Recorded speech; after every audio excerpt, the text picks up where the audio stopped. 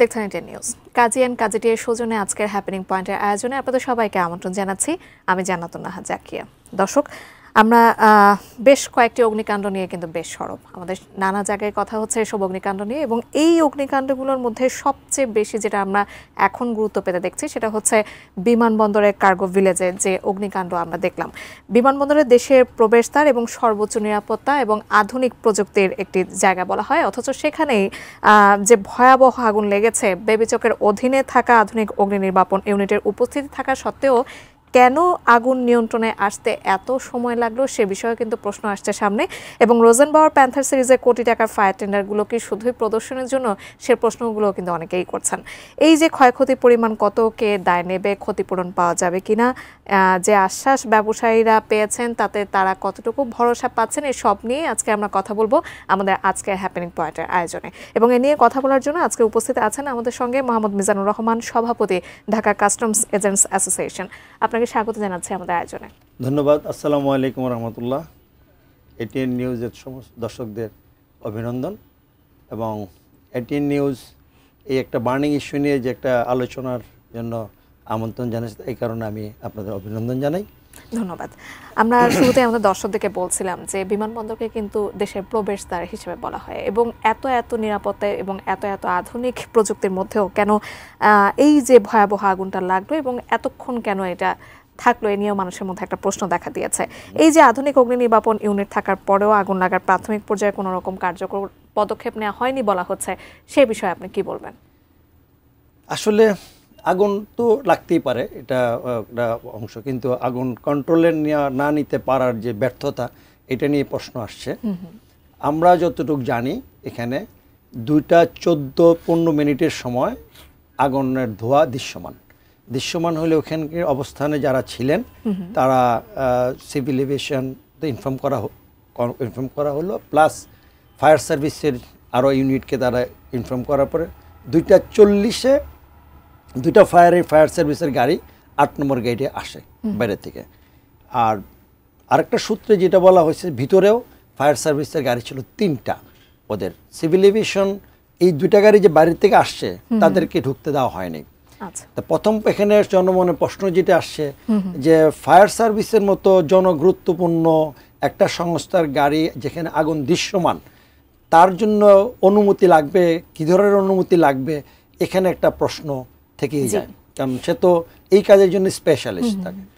তারপর civil aviation যখন তার পিছনে যে 3টা গাড়ি আসছে, যে ইনফরমেশন আসছে, 3টা গাড়ি ঢোকার পরে আসছে ওই জায়গায়, কিন্তু একটা গাড়ি বিকল অবস্থায়, যাতে কাজ করতে পারে নাই।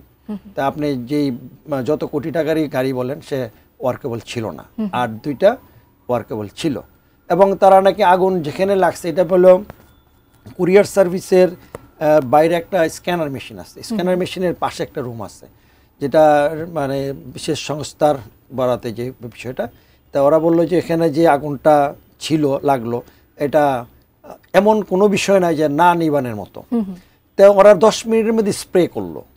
তাহলে কি স্প্রে করলো, আগুন তো না নিবে, আগুন আর বাড়লো। এটা আস্তে আস্তে আগুন এখান থেকে চলে আসলো আপনার এই র মেটেরিয়ালস, ফার্মাসিউটিক্যাল র মেটেরিয়ালসের গোডাউনে, ওখান থেকে আসলো কেমিক্যালের গোডাউনে। কেমিক্যালের গোডাউনের জন্য আগুন চলে আসে। কেমিক্যালের ধার্য পদার্থ, এটা অবশ্যই একটা কঠিন বিষয় আপনাকে কন্ট্রোল করার জন্য, কিন্তু বিষয়টা দাঁড়ালো যে ওরা কন্ট্রোল করতে পারলো না, গাড়িগুলি ঢুকতে দিল না। তখন জনমনে নানান প্রশ্নের অবতরণ আসছে এখানে। তা সঙ্গত কারণে যদি এই গাড়িগুলি ঢুকতে দিত, ওরা যদি একসাথে কাজ করার পরে যদি এরকম একটা সিচুয়েশন হইতো, তাহলে হয়তো আমার মনে হয় না যে এই ধরনের একটা মানে অবস্থার সৃষ্টি হতো। ফায়ার সার্ভিসের এই কর্মতৎপরতা নিয়ে যেহেতু কথা হচ্ছে, গাড়ি ঢুকতে দেওয়া হয়নি, নানা প্রশ্নের মধ্যে কিন্তু এই প্রশ্নটাও আসছে যে ফায়ার ইউনিটে থাকা রোজেনবাউয়ার প্যান্থার সিরিজের যে গাড়িগুলো, সেগুলো কি আসলে ব্যবহারযোগ্য অবস্থায় আছে, নাকি এগুলো শুধু কাগজে কলমেই আছে? এখন অবস্থা দৃষ্টিত যেটা বলা উচিত, যেটা বিষয়টা হলো ওরা যে গাড়িগুলি আছে, অ্যাকচুয়ালি নিয়ম কি, সারা ওয়ার্ল্ডে যেটা ওয়েল ইকুইপ, ওয়েল ট্রেইন একটা সেট আপ এয়ারপোর্টে থাকার কথা, যারা যে কোনো বিমানে যে কোনো অ্যাক্সিডেন্ট কিছু হইলে উইদিন দ্য 10 মিনিটস তারা এগুলো রেস্কিউ করবে বা মানুষকে নিরাপত্তা দিবে। কিন্তু গতকালের প্রেক্ষাপট বাস্তবতা তো আমরা তাই বুঝি যে আসলে কাগজে কলমে আছে, এটার অ্যাক্টিভিটি কতটুকু আছে এটা তো এখন পরিষ্কার। এরা নতুন করে এখানে আর এটা নিয়ে আর কথা বলার পর আমার মনে হয় না কিছু আছে।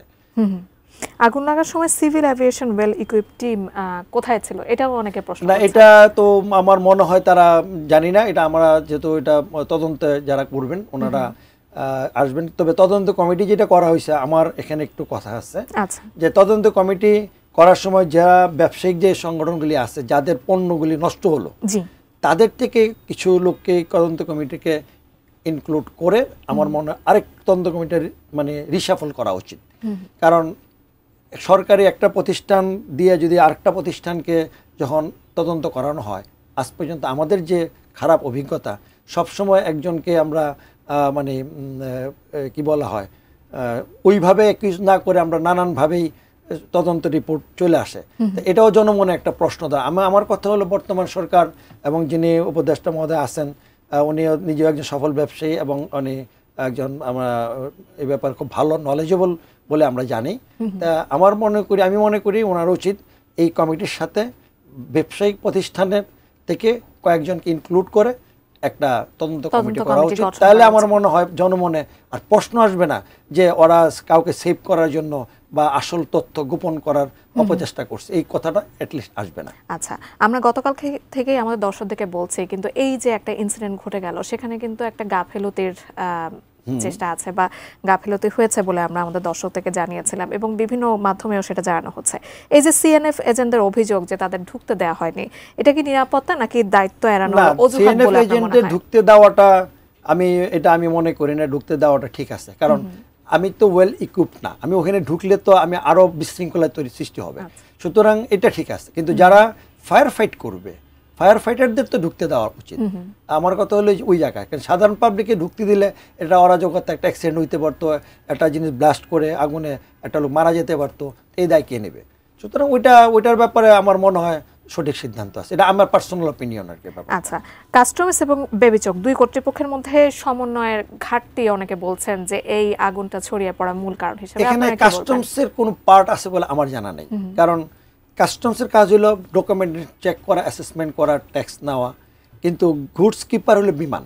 আচ্ছা, আর যেই জায়গাটা আছে এই জায়গাটার ওনার হলো সিভিল এভিয়েশন, কারণ বিমান গুডস কিপার হিসেবে কাজ করে সিভিল এভিয়েশনের জায়গাতে ভাড়া নিয়ে। কিন্তু এখানে কাস্টমসের কোনো, হ্যাঁ কাস্টমসকে আপনি এটা বলতে পারেন যে তড়িৎ গতিতে খালাস করার বিষয়টা যেটা আছে, সারা পৃথিবীতে মনে করেন একটা এয়ারপোর্টে পণ্য নামলে 6 ঘন্টার মধ্যে নর্মাল হিসাব করা থাকে, এই পণ্যটা নামার পরে ইয়াতে আমদানিকারকের ওয়ার হাউসে চলে যাবে। কিন্তু দুর্ভাগ্যজনক হলো সত্য, এই দেশের আপনি যদি চার্টার ফ্লাইটে কোনো কার্গো আনেন এখানে, তাহলে 3 থেকে 4 দিন লাগে বিমানকে নোটিফাই করতে আমাদেরকে যে কার্গোটা আসছে। তাহলে যদি 3 থেকে 4 দিন যদি চার্টার ফ্লাইটে করে আপনি এত কস্ট দিয়ে আপনি আসার সাথে সাথে যদি 6 ঘন্টা বা 8 ঘন্টা 10 ঘন্টার ভিতরে না ডেলিভারি দেন, 4 দিন লাগে 3 দিন লাগে যদি আপনাকে জানাইতে কার্গোটা আসছে, তারপরে আপনি কাজ স্টার্ট করলেন, তাহলে তো এখানে এই যে মানে জিনিসটা হচ্ছে, তো এগুলি আসলে একদিনের বিষয় না, অনেক দিনের বিষয় আছে এবং সবগুলি জিনিসই তার জন্য কম বেশি করে দায়ী। আচ্ছা, আমরা এই আরো কথা বলবো বিমানবন্দরের অগ্নিকাণ্ড আসলে অব্যবস্থাপনা নাকি অবহেলা নিয়ে আমরা আমাদের অতিথির সঙ্গে আরো কথা বলবো আমাদের আয়োজনের পরবর্তী অংশে। দর্শক, আমরা একটা বিরতির পর আবারও ফিরে আসছি, আমাদের সাথেই থাকুন।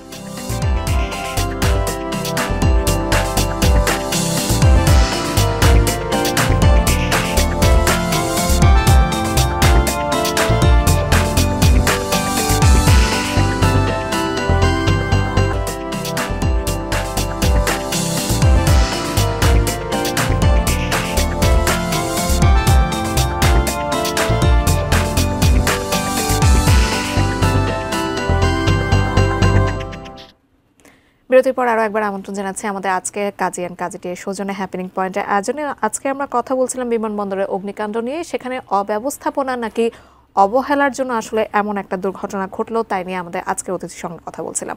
বিরতিতে যাবার আগ মুহূর্তে নানা অভিযোগ নিয়ে আমরা কথা বলেছি। ঠিক এই মুহূর্তে আমরা যদি ক্ষতির প্রসঙ্গে আসি, কারণ দেখা গেছে যে এই যে কার্গো ভিলেজে আগুনে ব্যাপক ক্ষতিতে দেশের অর্থনীতি কিন্তু বেশ শঙ্কায় আছে। আমরা 5 আগস্ট পরবর্তী যে অর্থনীতি মজবুত করে দাঁড়ানোর একটা প্রচেষ্টায় আছি, সেখানে এই অগ্নিকাণ্ড বেশ একটা প্রভাব পড়বে বলে আশঙ্কা করা হচ্ছে।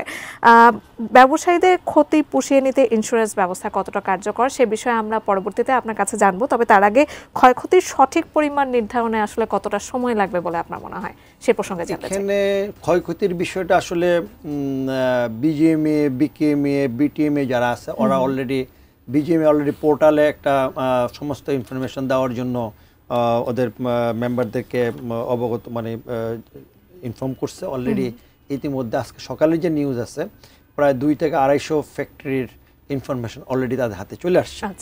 এটা হয়তো আরও 2-3 দিন সময় লাগতে পারে। তারপরে বিটিএমএ যদি সেম ওয়েতে যায়, বিকেএমএ যে সেম ওয়েতে যায়, আর যেটা কমার্শিয়াল আইটেম মানে হোম কনজামশনের যে আইটেমগুলি আসে লোকাল মার্কেটের জন্য, এটাও আমরা ইতিমধ্যে আমরাও একটা সার্কুলার করেছি সবার আগে যে কার কাছে কি বিল অফ এন্ট্রি আছে, কি অবস্থা আছে, এগুলি আমাদের বিল অফ এন্ট্রি মানে দ্যাট মিনস পণ্য আসার পর ডকুমেন্ট দেওয়ার পর আমরা একটা যে আমদানি কাজ করার জন্য যে প্রেসক্রাইব ফর্মটা এসআই করতে সাবমিট করতে বলা হয় বিল অফ এন্ট্রি। তো এই বিল অফ এন্ট্রিগুলি কার কি অবস্থা আছে সমস্ত ইনফরমেশন দেওয়ার জন্য আমরা ইতিমধ্যে সার্কুলার করেছি। আচ্ছা, ব্যবসায়ীদের কথা আমরা বলছিলাম 3-4 দিন বা এই সপ্তাহের মধ্যে আশা করি আপনার মোটামুটি একটা মানে আর্থিক ভাব মানে টাকার অঙ্কে একটা হিসাব পাবেন মোটামুটি। কিন্তু আলটিমেটলি যে এটা ক্ষতির পরিমাণ যে দৃশ্যত অদৃশ্যত যে আছে এটা হিউজ হবে, সেটা আপনার করা খুব মুশকিল হবে। অবশ্যই আমরা সেটাই আমাদের দর্শকদেরকে বলছিলাম যে বাংলাদেশে এখনকার যে অর্থনীতি তার উপর একটা বেশ বড় সড় প্রভাব পড়তে যাচ্ছে। আমরা ব্যবসায়ীদের কথা বলছিলাম কিছুক্ষণ আগে। আমাদের এখানে যে অগ্নিকাণ্ডটা আমরা দেখতে পেয়েছি তার মধ্যে সবচেয়ে ক্ষতিগ্রস্ত হয়েছেন ব্যবসায়ীরা। তো ক্ষয়ক্ষতির পরিমাণ এবং সেই বিবেচনায় ব্যবসায়ীদের ক্ষতি পুষিয়ে নিতে ইন্স্যুরেন্স আসলে কতটা কার্যকর? ইন্স্যুরেন্স অবশ্যই কার্যকর, কিন্তু এখানে বিষয় আছে যে ইন্স্যুরেন্স যখন এলসিতে ইন্স্যুরেন্স দেওয়া হয়, ইন্স্যুরেন্সের অনেকগুলি ক্যাটাগরি আছে। এখন যারা নাকি ইন্স্যুরেন্স তার মানে এই তার গোডাউন পর্যন্ত কভার করা আছে ওখানে হয়তো তার একটা টাকা পাবে, কিন্তু বেশিরভাগই ইন্স্যুরেন্স করা হয় পণ্য বন্দরে পৌঁছা পর্যন্ত। বন্দরে পৌঁছার পরে যেটা পুরো নষ্ট হইলো, কারণ বন্দরের যে বিমানের তো এখানে কোনো ওই এলাকার কোনো ইন্স্যুরেন্স আছে কিনা আমার জানা নাই। তবে সুপার মাই নলেজ জিএম সাহেবকে জিজ্ঞেস করা হয়েছিল, উনিও জানেন না। তাহলে এখানে পণ্য রক্ষণাগারে যে একটা ইন্স্যুরেন্স থাকার কথা, এটা একটা যদি না থেকে থাকে নাই, এটা একটা বড় দুর্বলতা। এই জিনিসটা আমাদেরকে ফিউচারের জন্য নোটিফিকেশন আনা উচিত। অবশ্যই এটা আনা উচিত। আমাদের এমন কোনো ঘটনার উদাহরণ কি আছে আমাদের দেশে এর আগে এরকম অগ্নিকাণ্ডের পরে ব্যবসায়ীদের যে ইন্স্যুরেন্সের? না, গত 13 সালে একটা অগ্নিকাণ্ড ছিল, সেম জায়গা থেকে স্টার্ট হয়েছিল, কিন্তু ওইটা ওই সময় ম্যানেজ করা গেছে।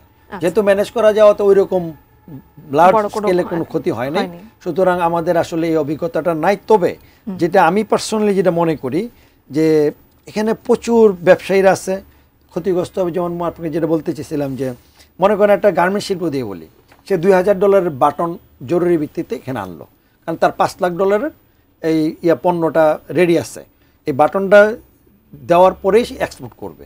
কিন্তু এখন যে বাটনটা পুড়ে গেল, তাহলে তো তার সময় মতো নতুন করে আবার বাটন অর্ডার দিয়ে রেডি করে আয়না করা করতে করতে হয়তো 15-20 দিন 1 মাস সময় লাগবে। তা বায়ার তো 1 মাস অপেক্ষা করবে না। যদি অর্ডারটা ক্যান্সেল হইলো, তাহলে আপনি হিসাব করলেন $2000 পণ্য, কিন্তু এখানে তো তার $5 লক্ষ তো এই যে এক্সপোর্ট করতে পারলো না ভদ্রলোক, তাহলে তখন কি হবে? সে ব্যাংকে তো লাইবিলিটি তার চলে আসবে। ব্যাংকের বর্তমান আর্থিক যে অবস্থা আছে, যদি ব্যাংক তাকে সাপোর্ট না করে তাহলে এই ভদ্রলোক আর দাঁড়াইতে পারবেন না। তাহলে ওইটার ক্ষতির পরিমাণটা কি হবে? এখানে কতগুলি লোক বেকার হবে, তার ব্যাংকের যে লাইবিলিটি সে কীভাবে দিবে? এখন এই জায়গায় গভর্নমেন্ট একটা কাজ করতে পারে যে এগুলি তদন্ত করে যে ক্ষতিগ্রস্ত হয়েছে যাদের ব্যাংক লাইবিলিটি আছে, এটাকে ব্লক করে একটা সহজ কিস্তিতে দেওয়া, ইন্টারেস্ট না দেওয়া, জাস্ট ব্লক করে তাকে ভাগ করে দেওয়া, এবং তার যে লোনটা তার নেওয়ার দরকার প্রয়োজন, এটা আবার গভর্নমেন্ট যদি আবার তাকে ব্যাংক থেকে ব্যাকআপের ব্যবস্থা করে, ঠিক আছে তুমি এটা নাও, তুমি বিজনেস করো, আর তোমার যে পিবিএস পুড়ে গেছে যে টাকাটা, এটা তুমি সহজ সরল কিস্তিতে সুদবিহীন অবস্থা ব্লক করে তাকে একটা পার্ট করে দেওয়া হোক, যেন সে ব্যবসা রান করতে পারে এবং সে যেন ব্যাংকের দানারও দিতে পারে। আর ব্যাংক যদি এটাকে ব্লক করে না দিয়া যদি তাকে লোন আর না দেয়, তাহলে কি হবে? সে তো এই টাকা দিতে পারবে না, দেউলিয়া হয়ে যাবে। তা সুতরাং গভর্নমেন্ট এই বিষয়টি নিয়েও আমার এই মনে হয় বিষয়ে চিন্তা নজর করা দিতে উচিত। পারে অবশ্যই।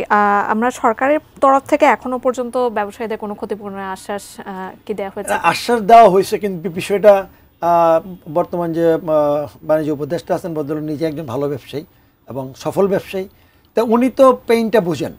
এখন উনি পেইন বুঝে যদি উনি ব্যাপারটার শোল্ডারে নেন, আমার মনে হয় একটা ব্যবস্থা হবে। এটা আমি পার্সোনালি মনে করি। আমরা এর আগে অভিযোগ নিয়ে কথা বলেছি এবং নানাবিধ ব্যর্থতা যেগুলো আছে সেগুলো নিয়েও আমরা কথা বলছিলাম। বিমানবন্দরের নিরাপত্তা যদি এভাবে চলে, একটা নিরাপত্তার অবহেলা অনেকেই বলছেন, তো সামনে অদূর ভবিষ্যতে কোনো রকম শঙ্কা থাকে না, কিনা? নিরাপত্তার বিষয়টা আসলে কি, নিরাপত্তা বেষ্টনীর যেটা আছে ওখানে তো সাধারণ জনগণ যেতে পারেন না। আর নিরাপত্তা বেশি কম্পারেটিভলি আগের তুলনায় ভালোই, এটা আমি পার্সোনালি, হয়তো আপনি যদি অন্য ফার্স্ট ওয়ার্ল্ডের অনেক টপ কাস্ট কান্ট্রির সাথে কম্পারিজন করতে গেলে হয়তো আপনার ওই অবস্থা নাই, কারণ আপনার জনগণ বেশি, লোক বেশি, ম্যানেজমেন্ট করা খুব ডিফিকাল্ট। কিন্তু তারপরও ওই নিরাপত্তার বেষ্টনীটা যেটা, এটা কিন্তু এর বাইরে রাখা হয়েছে। আচ্ছা, যে আপনার গোডাউনের ভিতরে আপনি ঢুকতে পারবেন একটা সার্টেন এরিয়া পর্যন্ত, এরপরে আপনাকে যেতে দেওয়া হয় না। ওইটা নিরাপত্তাটা স্ট্রংই আছে, খারাপ। আমরা আমাদের একেবারে শেষ পর্যায়ে চলে এসেছে আয়োজনে। আপনার কাছে যদি দায়ভার প্রসঙ্গে জানতে চাই, সেটা কি সিভিল অ্যাভিয়েশনের ঘাড়ে দেবেন, নাকি ফায়ার সার্ভিসের ওপরে যায়, নাকি আসলে ব্যবস্থাপনা কাঠামোর উপরে যায়? আপনার কি মত আমি এই প্রসঙ্গে একটু জানতে চাই। আসলে বিষয়টা এখন তদন্ত ওর সাপেক্ষেই বলা উচিত, কারণ এইভাবে আপনার একজনের চিন্তার উপর থেকে বললে হয়তো কারোর প্রতি অবিচার করা হবে। তবে যেহেতু সিভিল এভিয়েশন এই টোটাল জায়গাটার ওনার, মানে তার জুরিডিকশন আছে, এখানে তাকে খুঁজে নিতে হবে তার কোথায় কোথায় তার গাফলতি আছে বা কোথায় কোথায় লুপফলগুলি আছে, এগুলি সে যে খুঁজে নিয়ে, কারণ যেটা হয়ে গেছে এটা নিয়ে তো আসলে আমাদের আর কিছু করার নেই। কিন্তু ইন ফিউচারে যেন এই ধরনের কোনো এইসব গুরুত্বপূর্ণ প্রজেক্টে যেন কোনো নাশকতা না হয় বা কেউ করার চেষ্টা না করে বা এই ধরনের অবহেলা না হয়, এটাকে খুব স্ট্রংলি তদন্ত করে, এগুলি সমস্ত পয়েন্টে তদন্ত করে এগুলির একটা মানে জনগণের কাছে প্রকাশ করে এবং এইটিকে প্রত্যেকটাকে অ্যাড্রেস করে আমরা আপডেট যদি করি, তাহলে ইন ফিউচারের জন্য আমরা অত রক্ষা পাবো। অবশ্যই আমরাও আশা করছি যাতে এই যে দেশের আন্তর্জাতিক ইমেজ এবং বাণিজ্য আস্থায় নিশ্চয়ই এর কোনো নেতিবাচক প্রভাব পড়বে না। আপনাকে অসংখ্য ধন্যবাদ আমাদের আজকে আয়োজনে যুক্ত হওয়ার জন্য। এটিএন নিউজকে অসংখ্য ধন্যবাদ আমাকে এখানে এসে কথা বলার সুযোগ করে দেওয়ার জন্য। দর্শক, এই ছিল আজকে হ্যাপেনিং পয়েন্ট, সাথে থাকার জন্য ধন্যবাদ সবাইকে।